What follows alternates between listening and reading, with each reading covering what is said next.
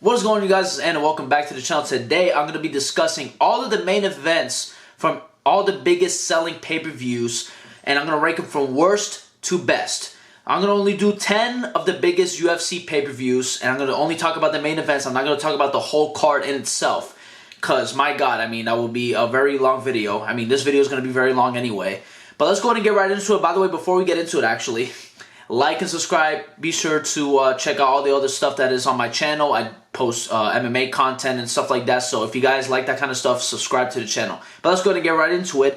At number 10, I got Jorge Masvidal versus Kamaru Usman, UFC 251. This was during the pandemic. This was like one of the biggest, actually the biggest fight in the pandemic era.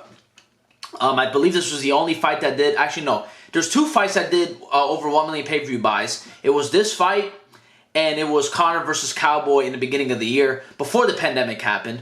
But this fight was very boring. And this is why this is on number 10. This fight was just a boring decision victory for Kamaru Usman, pretty much hugging Jorge Masvidal up on the cage. He was able to get some takedowns here and there, but really nothing crazy. Jorge had a little bit of success just in the first round, but that was pretty much it. He wasn't able to do anything. He wasn't able to, his takedown defense was okay, but it wasn't to the point where he really got out of those bad positions to start off with.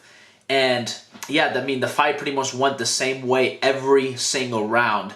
And it was a boring 50-44 decision victory for Kamaru Usman. This is why this is last. And the reason why this fight did so well, this pay-per-view did so well, is because of all the hype that Jorge Masvidal got in 2019, the prior year. With the Darren Till knockout, then the 5-second KO from Ben Askren, and then the BMF title fight between him and Nate Diaz, it pretty much set off this huge just hype for Jorge Masvidal going into this fight, because it was supposed to be Gilbert Burns versus Kamaru Usman, but then Gilbert Burns got injured, he had to pull out, and then Jorge Masvidal stepped in on short notice. I believe it was like 9 days or something like that. He had to cut a bunch of weight, and I feel like that definitely did affect him as well in this fight, but still, not a great performance, and that was pretty much the beginning of the fall-off for Jorge Masvidal. I don't think he ever won a fight since then. I think he went on a huge, big-time losing streak, because he then lost to Kamaru Usman again, then I think he lost to Colby Covington, and then he lost to Gilbert Burns recently, so yeah, that was pretty much the beginning of a fall-off for Jorge Masvidal, but he did one of the biggest pay-per-view numbers in the history of the sport, so shout out to Jorge Masvidal for that. And I guess Kamaru, but it was mostly because of Jorge, let's be honest. But at number 9 is Conor versus Dustin 3. This is so low because it's not really even a fight, this didn't go past the first round because Conor, it did actually go past the first round, but it was due to a doctor stoppage because Conor McGregor broke his leg at the end of the first rounds. It was very entertaining though. This fight was more entertaining than Jorge Masvidal versus Kamaru Usman 1. I'm not even trolling about that. This fight is a lot better because Conor McGregor, right off the gate, he looked very impressive. He had the karate stance that he usually had, because in the prior fight, him versus Dustin 2, he had like this boxer stance, and he definitely fought a lot different in that fight. Versus this fight, he kind of had a karate stance. He was throwing spinning kicks to the body. He was throwing a lot of leg kicks. He had a lot of success. He caught Dustin with a good combo in this round as well. But then Dustin kind of got a little bit of success in this round as well, when he threw a good combination and kind of rattled Conor McGregor a little bit. And then they clinched. And then the guillotine happened. Unsuccessful guillotine attempt. And then there was a whole lot of ground and pound. Very dominant for Dustin Poirier. You could have argued that it was a 10-8. I would say it's a 10-9 because Conor did have some success in the beginning of the round, like the first 3 minutes. But still, Dustin dominated. Then they got up, and then the leg break happened, and that was the end of the fight. I think this is the second highest pay-per-view in the history of the sport, which is absolutely insane. There was a lot of hype going into it because Conor McGregor was back to trash-talking Conor McGregor. He was back to shit-talking Dustin Poirier, talking shit about his family or whatever the fuck, the usual Conor McGregor stuff, right? And, it was a big-time pay-per-view, but an unfortunate end to the pay-per-view with Conor McGregor breaking his leg, and Dustin Poirier, I'm going to put this in quotation, wins, but it's not, to me, I don't count this as a victory for Dustin Poirier, to be quite honest with you. Even though, yes, did he look good in this fight? Yes, he did. And probably could he have won? 100%. He probably was going to win, but who knows? I mean, a leg break, it's unfortunate that happens, but it is what it is. Conor, Dustin, that's at my number 9 spot. At number 8 is Conor versus Cowboy, Donald Cerrone, which I just talked about, at UFC 246. This fight was, I mean, it was entertaining, but it was only 40 seconds long. You know what I mean? I mean, it was a knockout, a great performance from Conor McGregor. Showed a different type of, I guess, move with the shoulder strikes, which is definitely very interesting. Was able to catch Cowboy with a head kick and pretty much put him away after that. It was a great performance, a comeback after his last loss against Khabib Nurmagomedov, if you guys don't know. And great performance, great return for Conor. And I wish that he would have fought again very soon after that. But during the pandemic, they didn't want to have Conor McGregor fight with no fans, which I guess it makes sense, but that kind of hindered Conor McGregor, in my honest opinion. For him to wait a whole year to fight once again was horrible for Conor McGregor, if I'm being honest with you. We shouldn't have waited that long for Conor to fight again. I mean, that was just absolutely unbelievable. But still, anyway, great performance. But still was at number 8 because it was 40 seconds long. It's a cool knockout, but not really that much of a fight. I'm just talking about the quality of the fights. You know what I mean? And this one, I mean, you know, Conor beat a old Donald Cowboy Cerrone. You know what I mean? That's not really all that impressive in my honest opinion. So that's at my number 8 spot. At number 7 is Conor McGregor versus Jose Aldo. Kind of similar to the last one. Not really a fight. 13 seconds long, but I think it's more iconic than the Cowboy victory, in my opinion. It's a 13-second victory for the Featherweight Championship. You know, he beat somebody who was undefeated for years, you know, and beat, at that time, the Featherweight GOAT. Super impressive. But, again, it's at number 7 because it's not really a fight. It didn't go past the first round. It didn't even get past the first 20 seconds of the damn fight. I mean, what the fuck? I mean, at least with Cowboy and Conor, that went 40 seconds. But shit. But this is still pretty iconic. I gotta give it credit because of how big the moment was for the UFC. I mean, it skyrocketed Conor McGregor to a whole nother level. I mean, he was already at a top tier level. I believe this did like 1.2 million pay-per-view buys, which I think sits at number 10 for them when it comes to the UFC. But still, an amazing moment, but it can't go higher than 7 in my honest opinion, because at the end of the day, really wasn't a fight. But at number 6, Conor McGregor versus Khabib Nurmagomedov is at my number 6 spot at UFC 229, the biggest fight in the history of the sport. And I think this fight is underrated. I really do believe it's underrated. I understand it's at number 6. It's not in the top 5. But it was a very, to me, I think it's underrated. Because to me, Khabib, when it comes to his grappling, I don't think nobody's more impressive than Khabib's grappling. I thought that he had a fantastic performance against Conor McGregor. And then Conor McGregor in that 3rd round, the way that he was able to kind of take over and actually take a round off against Khabib was super impressive. But Khabib showed that he was just a better fighter, and he was able to submit him in the 4th round, and all hell broke loose. One of the craziest, probably the craziest moment in the history of the sport by far. With the after-fight antics, Khabib like jumping into the crowd, and like I think he was jumping at Dylan Dennis at the time. It was absolutely insane. People jumping into the octagon, trying to fight Conor McGregor as well. I mean, it was absolutely insane. An amazing fight. That moment where Khabib was able to hit Conor with an overhand and he rocked Conor badly. That was an amazing moment. I mean, this was a big fight feel. I mean, I remember going into this fight. I mean, I was like, holy shit, this feels fucking huge. Pause. Holy shit.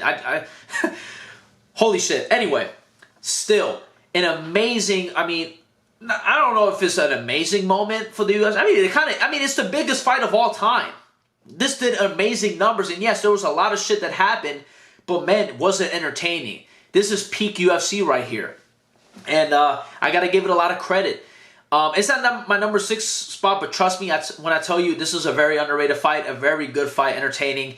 And even though I'm a Conor fan and obviously him losing sucks, still very entertaining at the end of the day. So that's on my number 6. At number 5 is Conor versus Dustin 2.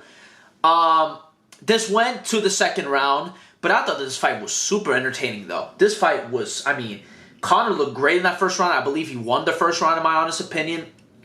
I thought he did a hell of a job with his new stance. Even though I felt like it kind of hindered his performance in a way, he did have some really good success in that first round when it came to the striking. When it came to his boxing, he looked great. He hit Dustin Poirier with a clean combo with the uppercut. That was fantastic. But in the second round, the leg kicks of Dustin Poirier were affecting Conor badly. He pretty much his leg was all jacked up, could barely move, and that led to the eventual knockout. And Dustin Poirier knocks out Conor McGregor in the second round. But still, a very entertaining fight. Both of those rounds were very entertaining. And yeah, I mean, like I said, it sucks because I'm a Conor fan and he lost and he got knocked out by Dustin Poirier. And I felt like the same thing would have happened in the trilogy because that's what it was looking like it was going to be. But anyway, still very entertaining, very impressive, and a very entertaining fight. I believe this did like 1.6, which is absolutely insane. Conor McGregor always fucking does insane numbers. I mean, we've talked about Conor multiple times in a row now. It's insane. And trust me, by the way, spoiler alert, there's more Conor McGregor. But anyway, still very entertaining fight. And I believe this was the first fight back with fans, if I'm not mistaken. I believe, was this in Abu Dhabi? I think this was in Abu Dhabi, if I'm not mistaken. This was where Michael Chandler made his UFC debut against Dan Hooker. And he got the knockout there, if you guys don't remember. But yeah, overall, a pretty solid fight. And it's on my number 5 spot. I think you can kind of change this fight with Conor and Khabib. And you could put Conor and Khabib at 5. And I honestly wouldn't be mad at that because Conor Khabib was actually more of a fight than this one too because this only won 2 rounds, but still. Very entertaining fight. And yeah, that's on my number 5. At number 4 is Frank Mir versus Brock Lesnar 2 at UFC 100. This fight was, one of the biggest fights just because Brock Lesnar was the biggest name in the sport before Conor McGregor. I mean, he was one of the only guys that can pull over 1 million pay-per-view buys in the UFC just because of the name value that he had from WWE to the UFC. Huge name. And obviously, if you guys don't know, there's 2 fights between Frank Mir and Brock Lesnar. In the first fight, Frank Mir beat Brock Lesnar. But in this fight, Lesnar avenges his victory and gets a very good victory. I believe this went 3 rounds, if I'm not mistaken, or 2 rounds. It was one of the 2, and he was able to get a TKO victory over Frank Mir. But it was a very entertaining fight. One thing about Brock Lesnar, his fights were entertaining because he came out of the gate and started throwing with anybody. It didn't matter who it was. And this versus Frank Mir is very entertaining, very underrated in my opinion. And this is another fight only 2 fights, by the way, that don't include Conor McGregor. This one, and then obviously the Jorge Masvidal and Kamaru Usman fight. But this fight was absolutely just super entertaining, super fun, and obviously had the amazing moment after where Brock Lesnar was like, Frank Mir had a horseshoe up his ass. I told him that a year ago, and that was a great moment as well. Fantastic fight, and I recommend that you go back and watch this because this is one of the biggest fights in the history of the sport. It's insane. I think it's because of it's like a grudge match in a way because, like, Brock Lesnar came in and Frank Mir beat him. I think Brock Lesnar had a fight and he won, and then he faced Frank Mir and then lost, and then I believe Brock Lesnar got a few victories along the way, and then he faced Frank Mir once again, and that turned, I believe that did like 1.3 or 1.4 million pay-per-view buys, which is absolutely insane. Shout out to Brock Lesnar for that. But that's at my number 4. At number 3 is Conor versus Nate Diaz 1. This fight, just because of the finish, in my opinion, is why this fight is so high for me. I think that the finish is absolutely spectacular. Nate Diaz being able to submit Conor McGregor with I believe everybody picked Conor McGregor to win this fight during that time. I mean, some people obviously believed in Nate Diaz to get the victory, but still, absolutely amazing moments. One of the most crazy submission victories in the history of sport because everybody was thinking that Conor McGregor was just going to beat Nate Diaz, right? But Nate Diaz goes in there, shocks the world. And, an amazing, iconic moment. One of the most iconic moments in the history of the sport as well. Made Nate Diaz this fight made Nate Diaz one of the biggest names in the sport. I mean, absolutely unreal moment for Nate Diaz and his career. And, I mean, made him, like, pretty much a top 5 name. I mean, I don't understand it's because of Conor McGregor, but still. I mean, Nate Diaz is a whole, personality on his own. He's super entertaining, he's a, to me, I find Nate Diaz to be very entertaining. And this fight was absolutely fantastic. I thought the first round was great. Conor McGregor definitely has some really good moments that first round, but in the second round, it was all Nate Diaz. Nate Diaz was just picking him apart, and he was able to get the submission victory. An amazing moment, and that's at my number 3 spot. Not too long of a fight, too, by the way. A lot of these fights, like I said, didn't go past 2 rounds. But then, speaking of what didn't go past 2 rounds, number 2 is Conor versus Eddie Alvarez. Conor McGregor versus Eddie Alvarez at UFC 205 for Conor McGregor to become the first ever simultaneous double champ in the UFC. What an amazing performance. This fight is here because of the performance of Conor McGregor. Conor McGregor had probably one of the greatest performances that I've ever seen. I've never seen anybody just dominate somebody like that. Other than Cody Garbrandt versus Dominic Cruz. I mean, he completely dominated Eddie Alvarez. I mean, dropped in the first round, I believe, either once or twice, if I'm not mistaken. He was just trying shit out. He was trying different types of kicks out, and he was, putting his hands behind his back, and he was actually landing the jab, which is hilarious. He looked fantastic in this fight. This is, to me, peak Conor McGregor. This is the best that Conor McGregor will ever look in his whole entire career. I mean, I will be shocked if Conor can replicate something like this ever again in his career. I don't think he can, because obviously Conor McGregor is a lot older, and I mean, shit, he's not even fucking active like that. You know what I mean? This is when Conor McGregor was actually active. He fought 3 times in a singular year. I mean, bro, that's been almost over a decade since we saw Conor McGregor fight 3 times in a single year. So, an amazing moment. Obviously, because of how iconic it is, it has to be, I feel like, this high. I think with the fact that he went in and just went to a completely new division and dominated the champion, Eddie Alvarez. Where a lot of people were thinking that Eddie Alvarez could beat Conor McGregor, and he does that.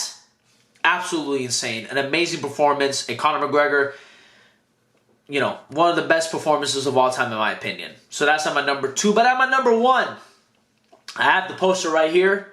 I don't know if you guys can see it. I'll actually show you guys real quick. There you go. There you go.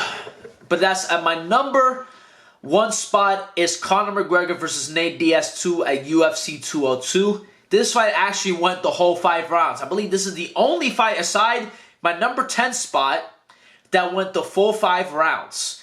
An amazing, and I think one of the only times that Conor McGregor the only time that he went to decision in his UFC career as well, which is absolutely crazy. What an amazing fight.